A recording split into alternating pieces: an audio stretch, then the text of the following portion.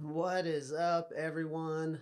Welcome back to another episode of The Wrong Side of the Tracks. Super grateful for you to join me. For those of you tuning back in, thank you so much. I'm super grateful that you've checked out the first couple episodes and are still joining. And for those of you tuning in for the first time, thank you so much. I hope you enjoy what you hear. And if not, that's great too. Thank you for, at least giving me some time to try and explain myself. All right, that being said, guys, I kind of want to just dive into this. It's going to be part two of my story. Before we get going here, I want to explain maybe just a couple things. I'm gonna try and go a little faster with this half of the story. That being said, I don't want to go too fast and leave out too many, little details or weird memories or this and that. That'll kind of help tie into the future topics and, cool shit we're going to talk about. That being said, I don't want this to turn into like a 5-part episode just on my life because I do have a ton of fun shit that I, want to talk about in different topics and eventually bring guests on and all that fun shit. So yeah, I'm gonna try and speed it up a little bit. That being said, if you've tuned in for the first couple episodes, I can get fucking lost pretty quick. So that's all right. I enjoy it and I'm getting a little more comfortable. It's funny, for as much as I've like done this, I haven't done a ton of, social media shit compared to people who live their life, like influencers and shit on there.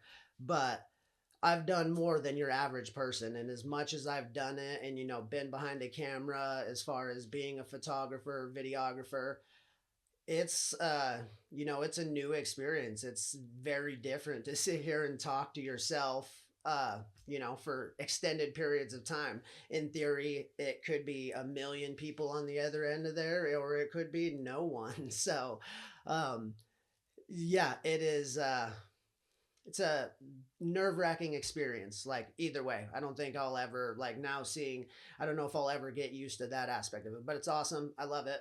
Bam. All right, let's get going. So one thing I want to say, you guys, for those who are just tuning in, I have several reasons for wanting to start this podcast, and I like to, at least drop little messages, hints, helpful things along the way, even though we're still talking about my story and not fully, diving into topics yet. That being said, guys, a big part of, why I wanted to do this, podcast and the my story in particular is I really believe that, especially the last few years, but we've kind of gone down this road as society of this like short form, surface level interaction with people, and nobody knows anybody anymore on like a deep, intellectual, intimate, spiritual level. Like that's literally always said, like, oh, keep religion and politics out of it. Well, no offense, in the society we live in, whether you call it religion or spirituality or,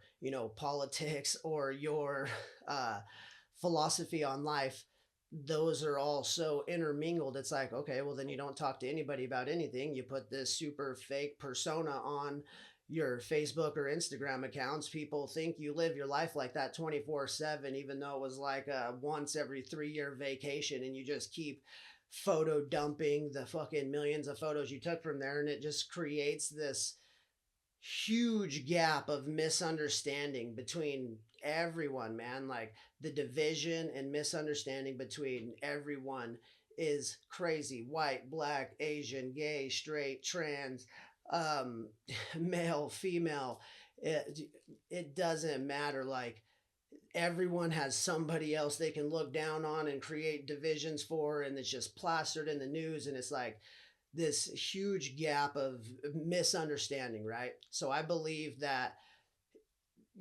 this year and moving forward, I think these are just going to become more and more popular, these long form get to know people. Your social media account should be an extension of who you are if you're going to put yourself online. Like it shouldn't just be a quick photo here or there. People should know if you're going to do that. Obviously, if you don't want to live your life and do that whole thing online, you want to be a private dude, gal, that's totally cool too. To each their own.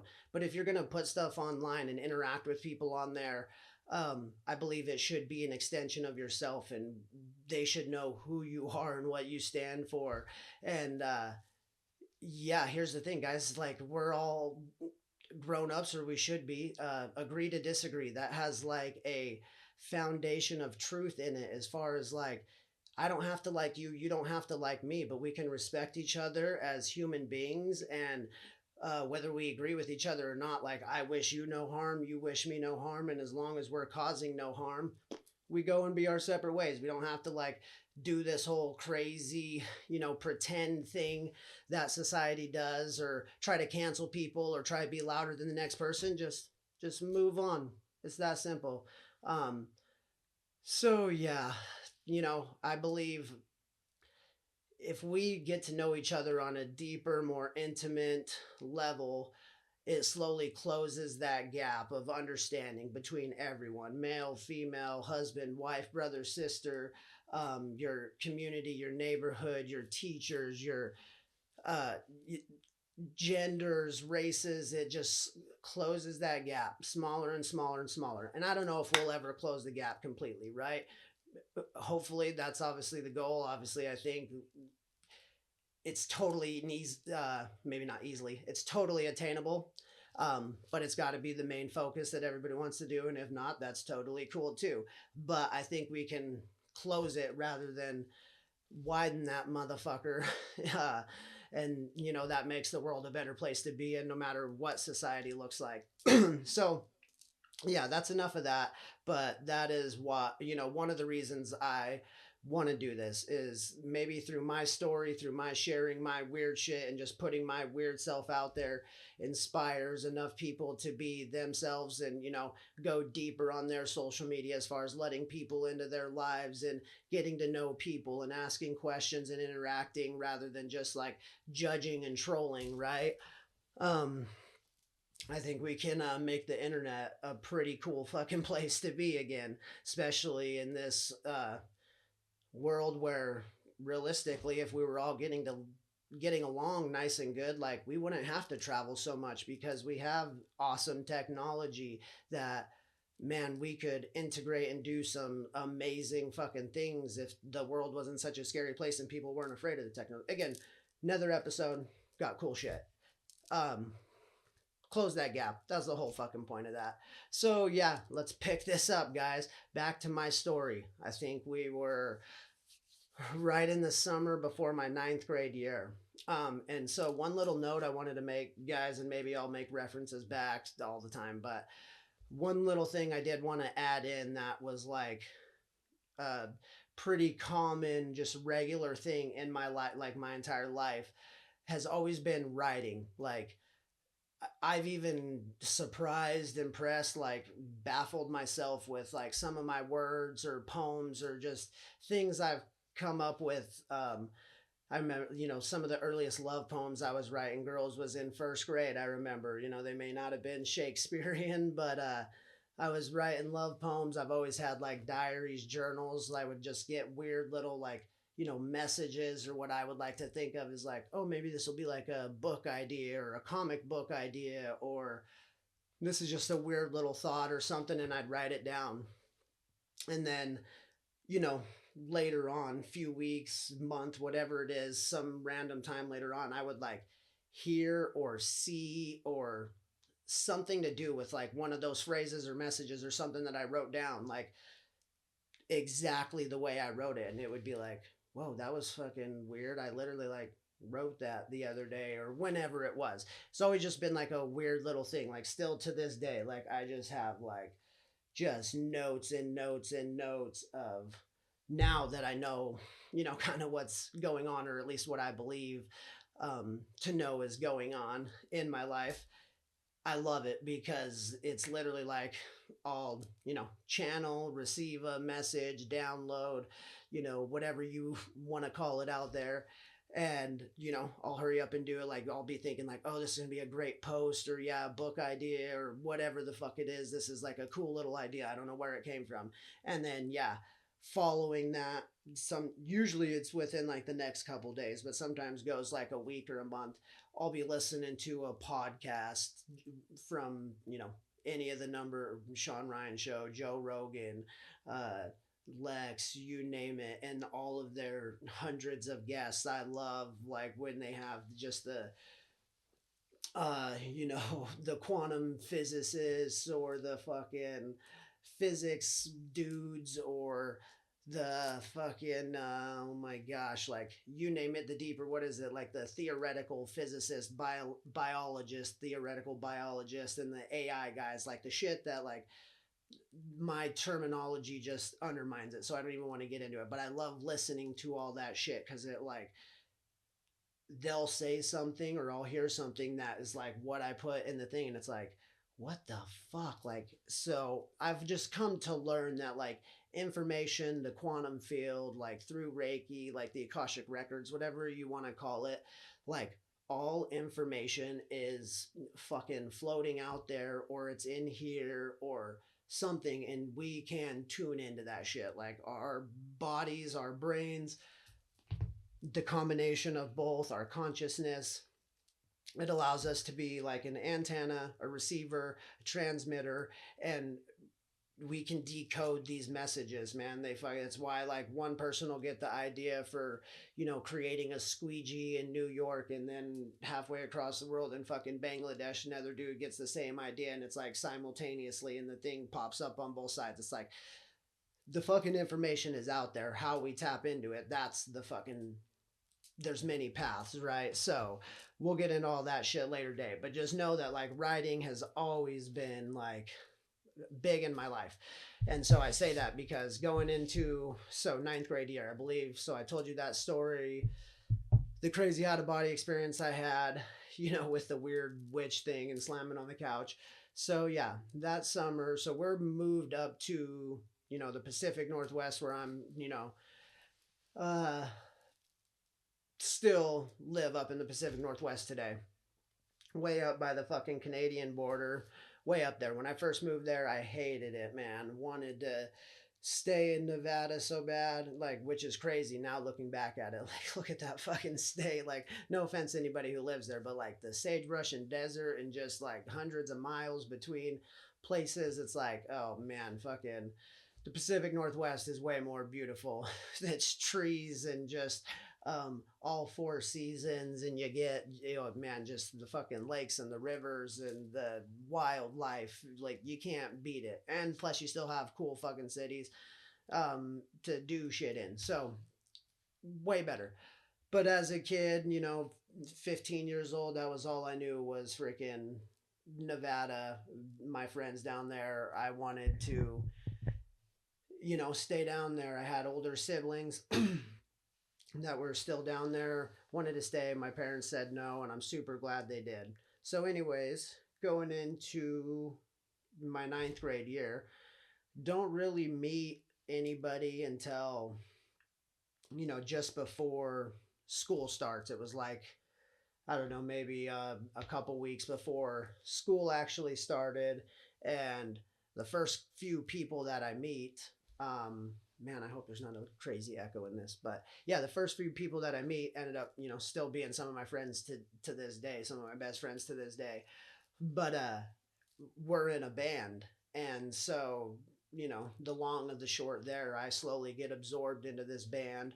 I don't know if it was more so just like to switch things up for them, or if they, actually liked my singing, whatever it was cool for me though, either way. And it was a badass experience for me because now all of my poems and all my shit that I was like writing down, like I became the singer of this band. So I had a horrible voice, like mind you, like um now I've come to appreciate my voice to this today, but even then I was like kind of embarrassed and just not confident in my voice. But I loved my lyrics. That was one thing why I wanted to be a singer. I was like, my fucking lyrics are definitely deeper than anybody else's shit that I know, especially my age. Like I said, it blew me away. So that was the main reason why I was like stoked to be the singer. So I even always kind of knew, like, I don't know if they really enjoy me as their singer, but I'm fucking glad they're wanting me to do it. And it is fun. And it was just a kick ass time. We had some fucking fun, man. We had dreams of touring. We fucking had the full setup, you name it, recording shit. MySpace was a fucking thing. So we had, I don't know, we did have like 3 or 4 songs up on MySpace. Um, it was recorded very shitty, mind you. It was like we had like an 8 track, and I had a MacBook and shit at the time, but we really didn't know how to use any of that. So we ended up recording it just like by hanging the mic in the middle of the fucking room as we all played together. So the recording on MySpace sounds like dog shit, but in real life it wasn't near as bad, and it was pretty fucking cool. But anyways, yeah, our last one that we ended with, what was it? My Own Massacre, which was just, yeah, super cool for the time. Scene, baby. So, anyways, yeah, that takes, I was in that band. So we were all in different grades. So that's what made it kind of hard. I was obviously going into my freshman year, and some of the band members were juniors and sophomores. So as time went on, it kind of all just fell apart because some of them graduating earlier and moving on and going to college, and some of us still in school and shit. So it never worked out past that, but it was fucking fun while it lasted, man. We partied like rock stars, whether we were or not. That's for sure. Um, that led to some of just the coolest times in my life through high school. So one of the big I guess things that like helped create me was in that move. It was cool. So in Nevada, like I had said, um, I may not have put it all together like I'm about to explain it at the time, but looking back, this is what it did, and it was really cool. So down there, because I had the reputation that I did and the feeling that I did from family members, and just, it was a bigger town, so athletics and everything were there was a lot more kids to choose from, and be to yeah, you had to be better to try and make the team. It wasn't just like pay to play. You had to, well, I mean, you could pay to play, but like you might be riding the pine, right? So it down there, I worked my ass off, and developed all the skills. But because the reputation, even though I thought in my mind I was better than a lot of the kids that I wasn't like starting against and stuff, I was like, what the hell? Whether it was like reputation or not, doesn't matter. I was working my ass off and developing the skills for the purpose I see now. Because when I moved up to uh, Washington, everything changed as far as like the school that I moved to was fucking small. So the school that I was at in Battle Mountain, I think the time I left, it was like 2A. But I know when I was younger, depending on how big the mines were, and people rolling through town, like our school would get up to like 3A. We had like some pretty kick ass athletes roll through Battle Mountain. Like that I can say for sure. Like I was by far like in Battle Mountain, even if I would have stayed, I would have been, at best middle of the pack, middle upper pack, but nowhere, near the top. And if I did, I would have had to work my dick off. Like that would have to be my life if you want to get there, because there were some good fucking players in sports down there. So, anyways, moving up to Washington, the school was a fucking B school. So it was literally like we were 10 kids away from becoming 8-man football. It was a fucking small school. I think there was like 150 kids from 7th grade all the way to 12th grade, which, like, in Battle Mountain, any of you there knows, like, that was like our class size. I think our class size was like 110 or some shit. So to have that in fucking 6th grades, it was a small school, but it was super fucking cool because now all of my skills and everything that I had acquired down there to just be like, mid level, top mid level, whatever you want to call it there, upper tier or tier ish, it made me super fucking good up here. Like, uh, I don't want to say I was the best by any means, but it put me in the top for sure, like in whatever sport that I wanted to. Like, I wasn't a big football. I did football because it was fun and to kind of kill time, but I never wanted to be super great at it. And I was like decent at it, but wrestling and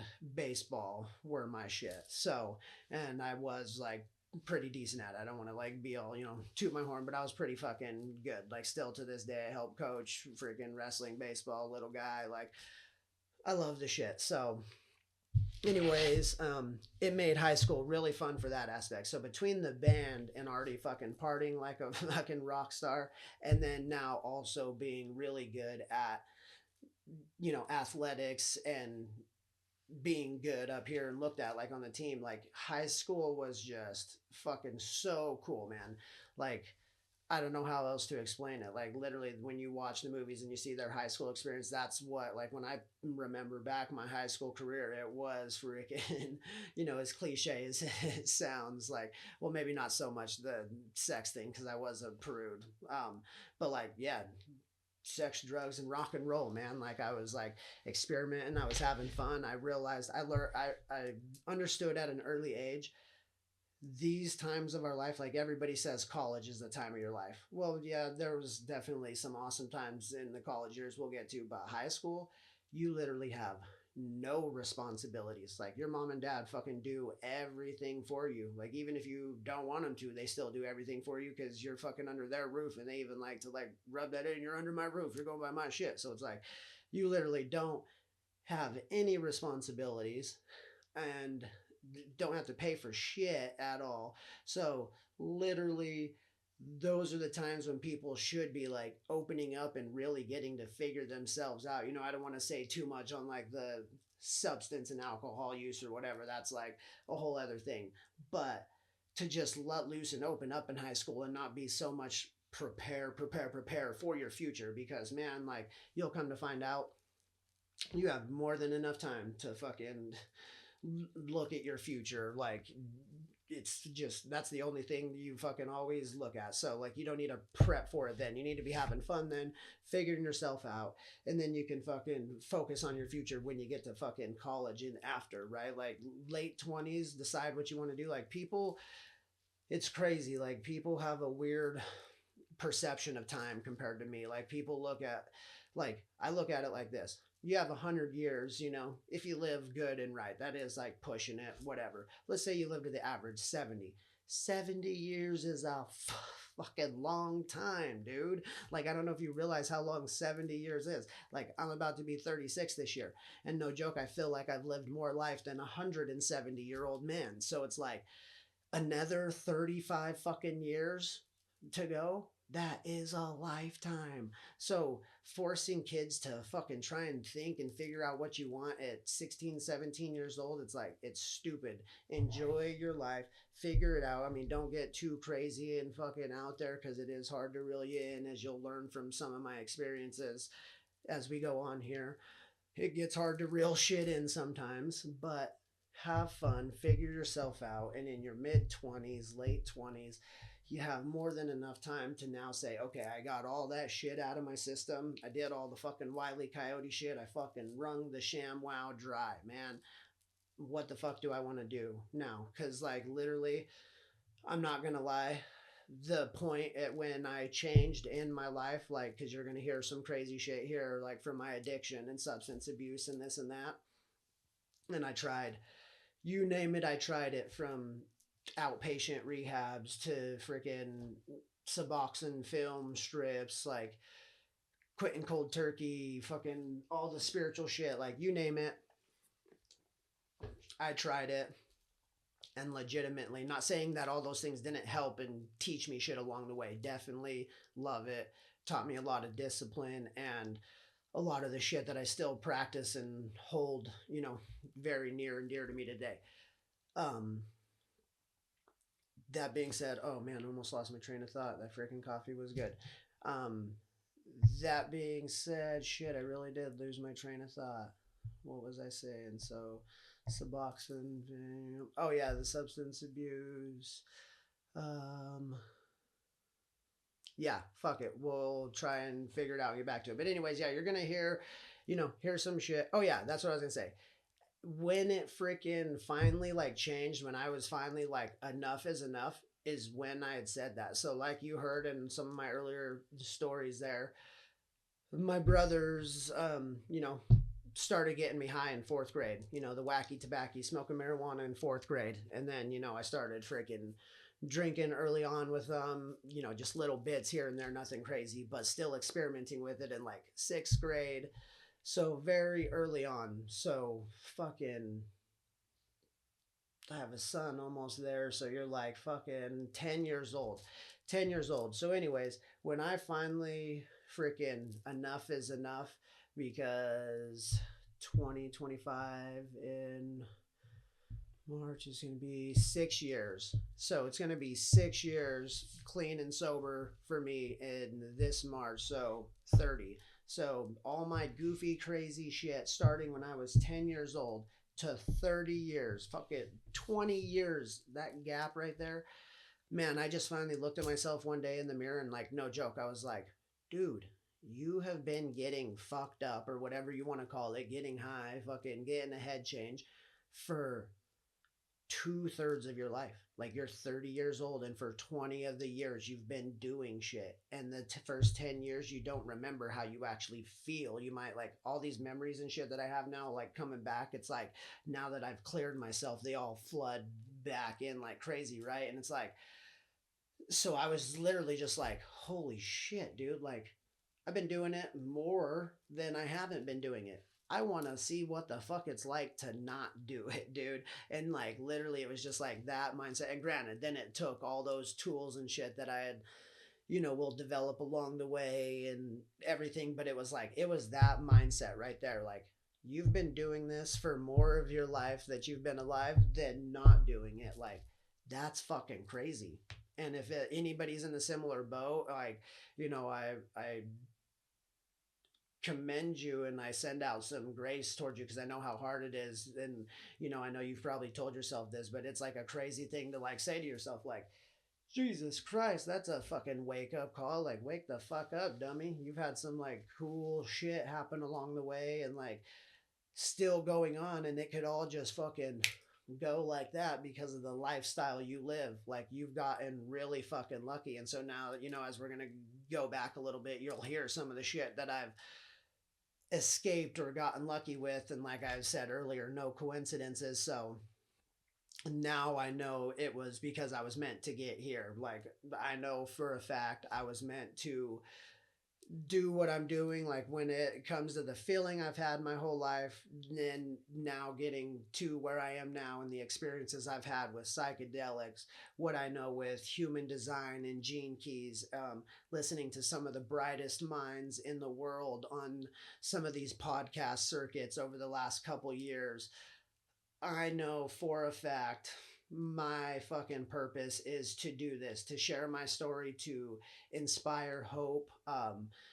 Outside of this podcast, I am a Reiki master teacher, like I said. So you know, to sum Reiki up, for those of you who don't know, it's holistic energy healing, um, Japanese technique, by Sensei Yasui. You guys can get into that. Maybe we'll do a whole episode on Reiki sometime. Like, I can kind of explain and educate because it is a very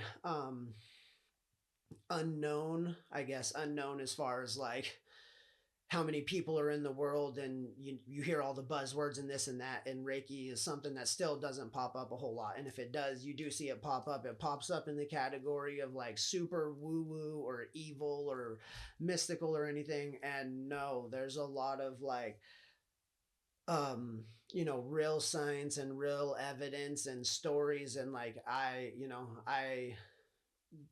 follow like the HIPAA thing, so I don't want to like break any client things, but like, I've seen some shit, man, as far as like experiences that have helped get me to my beliefs where I am now. Cause it's like, man, those unexplainable, right? Unexplainable, other than the fact of like, there is something way bigger going on than all of us realize.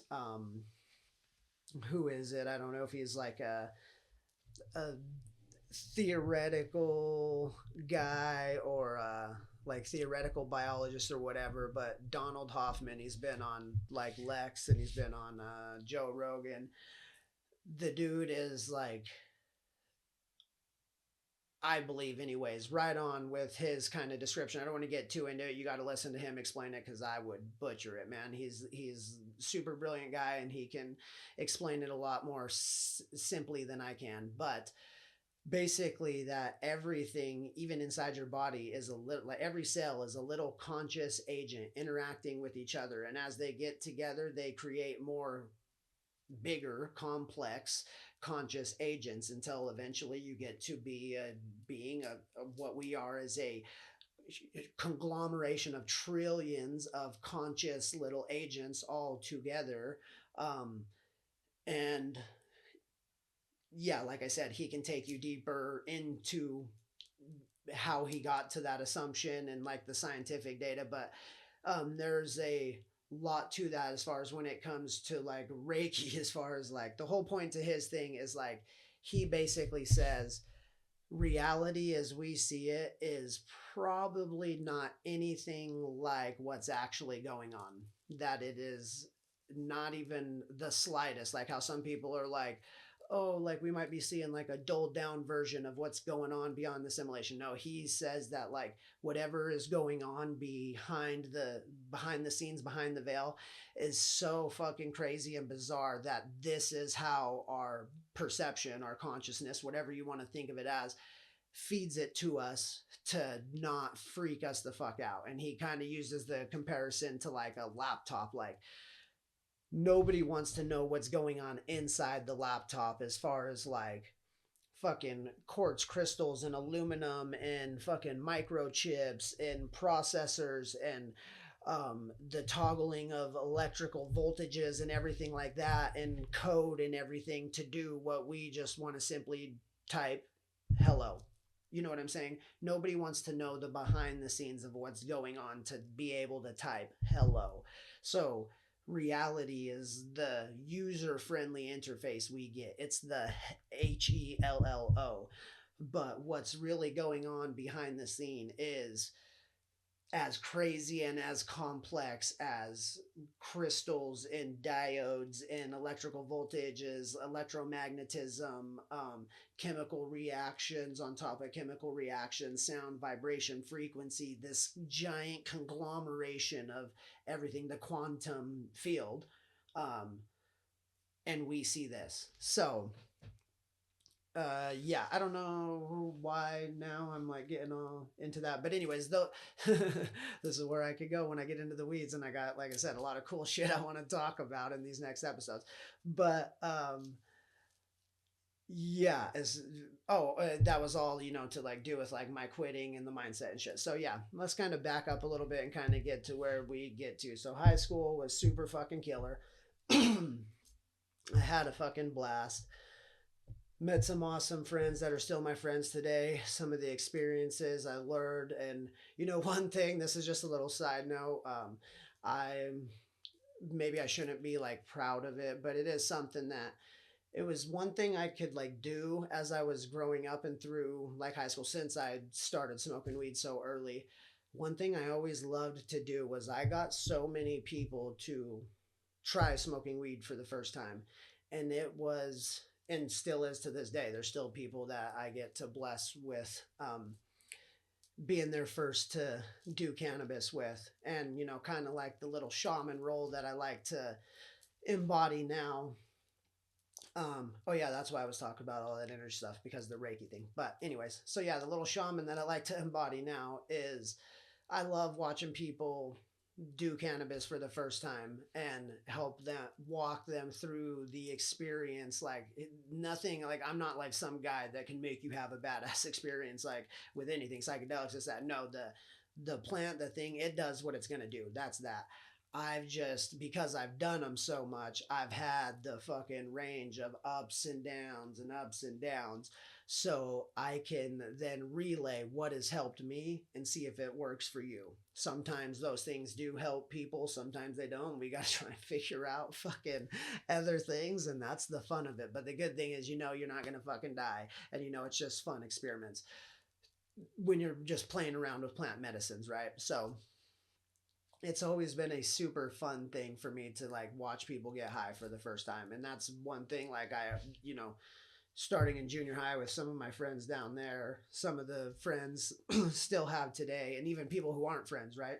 Family, whatever, getting them stoned for the first time like through high school, and then watching where it went to in college years and just seeing and looking back now. Because anyways, one thing it did that I got to watch that I loved observing, was you would watch this person, I would watch this person who everybody thought was some way like they thought they knew this person as them, right? That's Johnny, that's Susie. But then when they would get stoned with me for the first time, Johnny or Susie would just melt away and they would be their authentic self.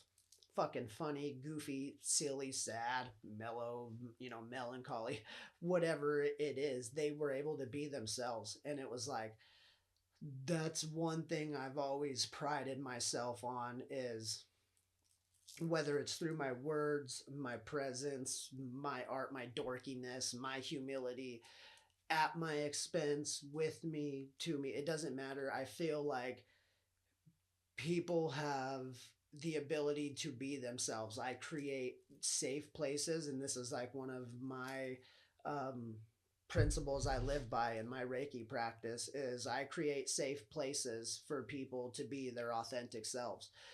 Um, and looking back now, seeing all my weed escapades with people in their first time, that's what it allowed them to do. Some of those people literally are still the people that they became after that. Some of them have kind of reverted back a little bit, but they're kind of a conglomeration of who they became in the cannabis world, and then this other, the person that they were before, and they're like this middleman now. So I think it still did what it needed to do. It is the seed, right? It's not me. I'm just grateful that I had the opportunity to witness it. But watching this plant just unfold like a seed in people's lives over time, because it, you know, creates different neural pathways, connections, allows us to immerse ourselves more deeply into consciousness, imagination, creative experience, whatever it is that it does for you and that it does on the grand scheme of things, really to me is like, not like it's not important, but it's, you could look into that for days and days. It never ends. That's what I'm saying. Like, I've, you name it with the plant medicine again, I've gone down every freaking nook and cranny there is to like, how do you make it? What do you do with it? Why does it do this to some people? Why does it do that to some people? How does it interact with your brain? What's it doing to your body? How's it, is it better this way, that way? Like the bioavailability, what's the best way to do it? So I just always been a geek and a, like a fucking spazoid when it comes to anything I do, whether it's skateboarding, freaking, um, any of the sports I do. I just like, I go 0 to 100, man. Like whenever I get into something, I go 0 to 100. I learn everything there is to know about it. And then I fucking try and do it. I try to like ride the wave of excitement with the thing as long as I can until it's no longer exciting. And then, I don't get rid of it, but I just kind of put it on the back burner. Like I'm very quick to move and like say like when thing, like when something's run its course in my life and I'm kind of over it, or just want to chill with it for a little bit and move on to something else. So anyways, yeah, before we get too lost, but this is all still part of my story, so I'm not like too worried about it. But yeah, let's go. So that's through high school, making some of those friends. That's awesome. um Moving into college now. So, so I did do some college. Oh yeah, so another thing I kind of want to back up and say, mathematics has been like another thing that's just always been really easy for me. Now I'm not like the smartest guy with mathematics, but all the math that I have done and attempted to do it, like it comes really easy. I've always been in advanced math. So growing up in Nevada, um, we had this program that I was in fourth grade that was called TAG, Talented and Gifted. So if you were, it was kind of like the opposite of special ed, which is actually like a really cool thing as far as they didn't take out the, the slower kids in class. They took out the ones who were a little faster in subjects. And we got to go into another class and do like more advanced stuff, basically like move quicker. So then the teacher could keep moving at regular pace in the class. with everybody and nobody had to feel left out. And then when we would come back in, we would be able to just slide in wherever they were because we were doing more than that. And it worked really well. It was a awesome system. I don't know why they did away with it. But anyways, um math, I've always been like, not gifted at. Like I said, I'm not like out here cracking fucking uh quantum theory equations or anything, but I got up like the highest we had in our school up here was pre-calculus, and I had that finished by my 11th grade year. So like my senior year, I just did the only math I had left to take, which was like going backwards. It was applied math, but it actually wasn't that bad because it was realistically just real life math, the shit you do if you're a fucking carpenter, a grocery store clerk, all that shit. So it was just all good. So anyways, all the shit up to pre-calculus, algebra 2, the Mandelbrot set, fucking imaginary numbers, all that bullshit. And then, so yeah, I only say that so through high school, so my senior year, since I had done that and had kind of free classes and shit, I did what they call running start. So you can like start taking some college courses your high school year to kind of get a jump on it. And so, anyways, I did that. Nothing like crazy to like English and Spanish. I just did a couple credits to kind of get going in that direction, anyways. History 121. So, anyways, yeah, so straight out of school, just thought I wanted to do what all my buddies were fucking doing because I really didn't know. I kind of just wanted to fucking party and have fun. So a lot of my buddies were doing the 2-year trade program, electrical maintenance program through fucking Spokane Community College. So I was like, hell yeah, let's do that. Like, I'm decent at math, like trades. I know electricians. Fucking, obviously, you could use the internet, look it up. Electricians make good money. I was like, my dad has always fucking been a miner. So, he was all about, just me working and going to do that shit. Like, hell yeah, be an electrician, fucking make better money than a miner, blah, blah, blah. So, anyways, like, that's what I went to do is fucking electrical maintenance fucking program. And, I only had gotten like enough scholarships and all that shit to pay for almost the first year, not quite the full first year, but I was also working that, while I was going to college that at that time. Started out as a fucking dishwasher at the Mustard Seed, a fucking Chinese restaurant in Spokane. And then, I only did that for a couple months and then I got a job at a fucking skate shop, a local skate shop, which is no longer running now. It's called Graffiti Skate Shop, but it was fucking cool because that's one of the things I always wanted to do, being a skateboarder growing up and into that culture, the counterculture stoner lifestyle. Oh, excuse me. Working at a skate shop was like the shit, right? Grind, that movie, freaking, I don't know if any of you remember that movie. I loved that fucking movie. And yeah, so I wanted to work at a skate shop. And anyways, I did have some fucking fun. So yeah, before I get too lost into that. So yeah, I only had enough money to scholarship wise to get me through like the first part, but then I was working, so I was able to finish like the first year out of 2 years of the electrical maintenance program. um and I crushed that shit like some of the dudes, but then I quit going, right? Like, which isn't uncommon for them. It has a super high dropout rate. I don't know if people dropped out for the same reasons as me, but for me, it was like just too much, like the working and the fucking paying for it. And my parents were offering to pay for it, but I was like, growing into this little stonerish hippie young adult that was like, I don't want you paying for my shit anymore. I really kind of want to do it like on myself. I really like prided myself because I guess to kind of wrap that up. So first part of my life when we were in Nevada, first 15 years, 4 kids in the house and dad doing what he did, mom not, things were different. I don't know why they were so much different, but we didn't have like a lot of money. And I like, life was fucking way different. Like, I don't want to make it seem like it was some horrible thing, but let's just say it was way different. Then when we move up to fucking Washington, the amount my dad was making and the cost of living was cheaper, and my mom was also working at the clinic right away when we got here. So like more money, like I became like really spoiled. So the people, as far as the people in Washington knew, like, you know, I've always been this spoiled person, but it wasn't. It was like that all happened together, which was cool. I'm super grateful. Like I got some awesome shit in high school that like a lot of high schoolers probably don't get. Like I got a fucking new car that my buddy ended up wrecking. Had to trade that in. My parents got me a fucking street bike. I had a Kawasaki fucking ZX 636 fucking doing 170 miles an hour as a fucking 17-year-old kid. Like, yeah, I had some fun and I was grateful for it. That being said, this little stoner hippie that I was slowly developing into was like, you know, I don't want my parents paying for my shit anymore. Like, I kind of like that. Like, I don't need a lot. Like, when I was working at the restaurant, I got free food from there very cheap, anyways. So, and then living with five fucking roommates, like splitting bills 5 ways, like I didn't need a lot and it was cool. So, I didn't want my parents to have to pay for shit. Like, it felt cool when they didn't have to do it, right? And so, didn't want them to have to do that. So, anyways, quit going to school and I'm still just working at the skate shop now, but I am trying to like figure out what the fuck I want to do. Here, let me see where I'm running at with time, guys. Okay. Yeah, holy shit. Yeah, we're definitely, it's going to be like a three-parter for sure. Sorry, guys.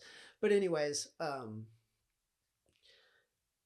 yeah, after I quit going to the electrical program, um, so fuck what I'm like 19, almost 20 now. Maybe I am 20, just turning.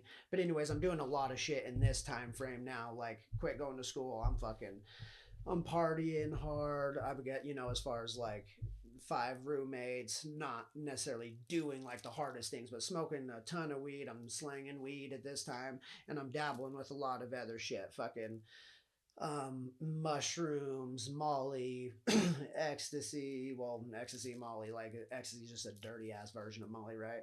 Um, yeah, shrooms, weed, obviously alcohol, and then uh, something happens where I break my hand, right? So I'm doing some dumb drunk shit with some friends at a fucking like bar. We get into a fight or whatever. I punch my fucking windshield in my car. Fucking break my hand, and I ended up getting prescribed some fucking hydro tens, and they were like the yellow tens, and I got like fucking 60 of those things. Well, it was right at the time frame when if any of you watching this remember Spokane in 2008.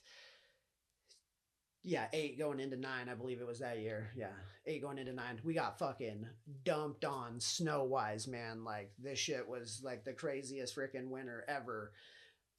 And anyways, it like closed down the city. Like you couldn't tell what were fucking cars, what was snow piles. It was super cool. So the city shut down for a few days for sure. Like the school was shut down. I think we had like a week off of school, maybe more. It was fucking nuts. But anyways, I got these prescribed right as that happened. So picture five freaking dudes with a couple ounces of herb, the ability to get freaking booze if you wanted, and then all these freaking hydro tens and a Nintendo 64 snowed into a house for fucking like 5 days straight. It was just like a fucking fucking substance induced haze, right? But the reason I point out that one in particular is that's what started it. Like that got my taste for the opiates, the painkiller game, because it was from getting my hand broke and getting these prescribed to me. But then yes, we just had fun with them through. So, anyways, when those fucking ran out, which they ran out super quick because I was just giving them away to my friends and we're fucking having fun, blah blah blah. Um, my buddy's like, hey, dude, like, you should see if your doctor will freaking give you more of those. And I'd never fucking, you know, had experience with that shit or anything. He's like, just tell him your shit's still hurting, dude. And I'm like, fuck, okay, I'll see what's up. So, anyways, I do that, like, oh, hey, doc, like, this thing's still giving me some pain. Like, I'm out of those, blah, blah, blah. And he's like, okay, yep, just come grab this and come get it refilled. And so I, go down to the hospital and it's a fucking another script of 60. And I'm like, Jesus Christ, fucking party. So, same shit, get down. Well, by this time, like, so now this is like, I don't even know, a couple weeks straight, like legitimately, maybe fucking 2 to 3 weeks straight of having them every day. That then when these ones ran out, man, like I was feeling like shit and I felt like I got fucking hit by a train. Like literally, I didn't know what it was. I didn't, at the time, I didn't know what fucking dope sick was, but I felt like I had the flu. I was like, man, I fucking, and it's in the wintertime and everything like that. I was like, fuck, I got the flu, dude. Like, I feel like shit. Blah, blah, blah. And then my buddy fucking kind of explains, he's like, oh, no, dude, it's probably like, withdrawal symptoms because we've been hammering those things. And I'm like, whoa, what the fuck? Didn't even think of that. So now, like, just the way my brain goes and like quick reaction, fix, whatever the fuck. Um, I was like, okay, well, I'm gonna fucking try that, again with my doctor or whatever. And so I let a few days go by this time, and I freaking, called down there, said the same thing, and he did. He was fucking cool with it, but he said, no, to get like this is the last one. I can't do any more after this. Like you're gonna have to, you're be on your own basically after this. So I'm like, okay, shit. So get these, and now it's like I make them last a little bit longer. It's me and another buddy, and we're still having fun with them, but make them last a little bit longer and shit. Um, and when those frickin' ran out, that's when it kind of started down the road. Like all my like fun, cool, hippie experimenting that I was doing turned more into fucking opiate addiction. Like I was fucking now, you know, that buddy that had told me that shit. Now he was like helping me fucking find these on the street and shit. He obviously was into it. He's a really good buddy of mine, still is to fucking this day, but it is what it is. But yeah, we were doing dumb shit, just fucking got super bad into the oxycontins, the ones that you fucking they fucking ended up banning them because they killed so many fucking people. They ended up changing them to like the OPs, but when they were the original OCs, the fucking green beans, the oxycontin 80, those things were fucking deadly. And the fact that I didn't die is just a fucking blessing and a miracle in of itself. Again, part of the reason why I'm here to fucking tell this story, to hopefully deter motherfuckers from going down the same path, as me, or at least if you did, hearing my story to help you realize there's fucking hope at the end of the tunnel. Because yeah, we were just fucking literally getting as many as we could to fucking sell, so we'd get so many for free. And this got all the way up to the point to like, when I'm about to get to this next part of the story, before I left to do this thing, and that's why I left to do this thing, these fucking things, people were paying, like I was able to sell one of these Oxycontin 80s for $160 for one pill. One fucking pill for $160, dude. It was insane. Like that's the level at which like of insanity at which like I was paying, I was getting them a little bit cheaper than that from dude so I could fucking pay for my shit. But it was like I was still paying stupid fucking amounts, and yeah, it was insane. The whole fucking point is like, so that's why I did this next thing. But that being said, one thing I do want to say is like I am always fucking grateful. So no matter how much I rebelled and did all this crazy shit, call it what you will. I don't know if it was like from my early childhood and the upbringing I had with church and Christ and what limited fucking like knowledge or whatever I had of God and shit at the time, whatever you want to call it. Um, I let me see where my time is, guys, because I do want to try and stop these at an hour parts for you guys. So anyways, um, I had a super limited perception of whatever I thought God was, and at whatever age it was instilled, I'm not sure. Looking back at it now, again, no coincidences. it was fucking me and where I it's just so much me. That being said, at that time, without paying attention to it and not like purposely rebelling, it's not like I was like some fucking devil worship or anything, but no, I just like didn't pay any mind. It was like no religion. I wasn't atheist, but I wasn't fucking religious. I just didn't give a fuck, whatever that's called. Um so anyways, where was I fucking going with that? Oh yeah, so I am super fucking grateful that during that time when I was a little dummy, I never went as far like I because I'd always thought and I'd seen people go from these pills to fucking shooting shit up, like actually getting heroin because it was fucking cheaper and fucking more accessible and all this and that. And I am so grateful I never went that route. For whatever reason, something in my mind, like I said, everybody has a hierarchy, right? In my little drug addict mind, I felt like I was a cleaner drug addict if I at least did the pharmaceutical pill because it was in my mind, I was literally like, rationalizing it like, dude, with your little baggie of heroin, yeah, maybe you're getting it cheaper, maybe the whatever, but you don't know what's in it, where it's coming from. Is your high going to be good? It's like I wasn't so much worried about, nowadays everybody's worried about fentanyl and this and that. I wasn't worried about shit like that as much as I was worried about if I spend even $10 on something, I better get fucking high. Like I don't want my money to get wasted and get some bunk shit. And two, terrible fear of needles. Like I know tattoos, right? But I fucking hate needles. I always said as much as like I'm a cannabis head, like still to this day. And I always said even if the only way you could intake cannabis was like intravenously, I would have fucking quit it because I'm not putting a fucking needle in my vein for anything. Like I don't even like doctors doing that shit. So I'm so grateful for that. Whatever, like call me judgmental, whatever. In my little drug addict mind, it made me feel cleaner and better that I did not stoop to that level. That I, even if I had to pay $160 for this little pharmaceutical, that's what I would do before going to the street. So that's just a side note, and maybe it doesn't matter in the grand scheme of things at all. But to me, it does matter. Like I would always say, like even like I'm doing this fucking crazy thing that kills people every day, but whoever's out there, please don't let it fucking happen to me. That how does that make sense? I don't even know how that makes sense because but that's like literally what my mind would do. Like God, I don't know if you exist, but if you exist, don't let me die from smoking this fucking opiate. Like, I mean, grateful that fucking yes, I have a fucking purpose and the fucking creator, source, God, whatever you like to call it, refer to it, he, she, they, as, um,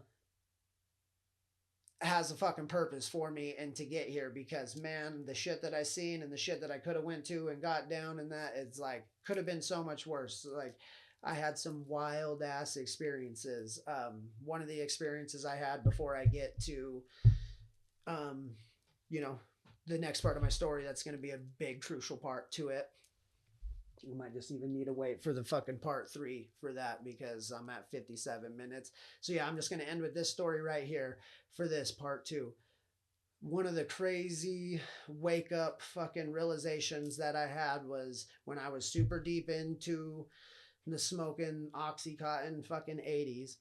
I was fucking making the circuit party route with fucking my buddy, and we were fucking doing a bunch of ecstasy pills and fucking I don't remember what they were, like green Superman, purple fucking Playboy bunny, something fucking wild, right? And we were just fucking popping. Oh, maybe there was these fucking no, they weren't the blue Seahawks. I don't know. Fucking dumb, irrelevant, doesn't matter. We're fucking popping these and also fucking smoking some 80s, mixing some fucking weed in with the mix, and we're doing this fucking like circuit fucking to different parties and shit. Well, we end up getting to a guy's house who I never had met before up until this time. This was like the first time I met him. Then after this, like we hung out some few times before I did my next venture.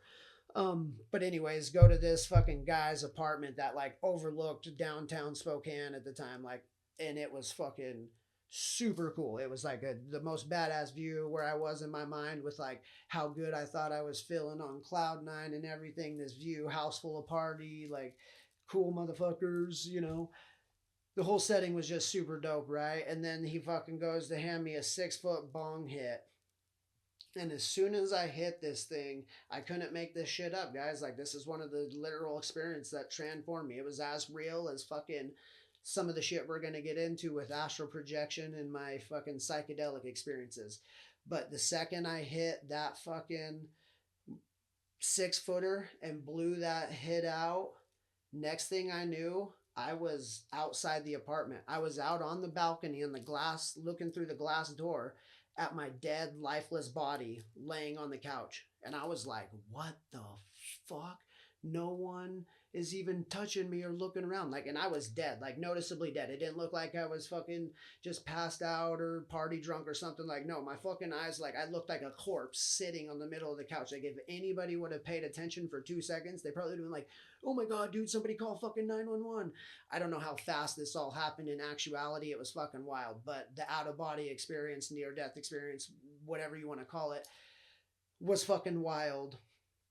That and yeah, I was observing it, and people still partying, them passing the 6 footer around, and me going, "Oh my god, dude, you've done it this time." Because up until this point, there would be certain times when, like, I would do, a little too much mushrooms or Molly or something like that, and be like, fucking high for like 24 hours before coming back and being like, oh man, you almost did it that time. Like, you're not going to come back one of these times. You're going to fucking overdo it, whatever it is. Like, always had this weird little fear in my mind that, like, don't fucking overdo it. Not so much for death, but like, you don't want to fucking permafry yourself, dude. You don't want to be that fucking Toby Chung, bro.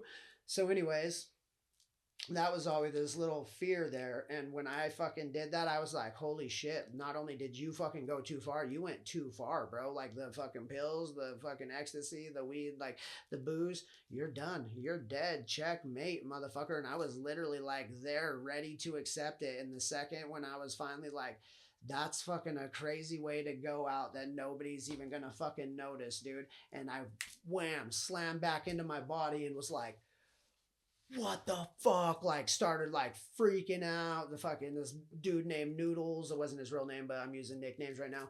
Noodles fucking ended up talking me off the fucking ledge, right? Like, help bring me back down to fucking shit. And whether it was just like such a crazy experience because that ecstasy had some, good MDMA, fucking out of body, it's all irrelevant because the experience was so real that it literally helped transform and make my next decision.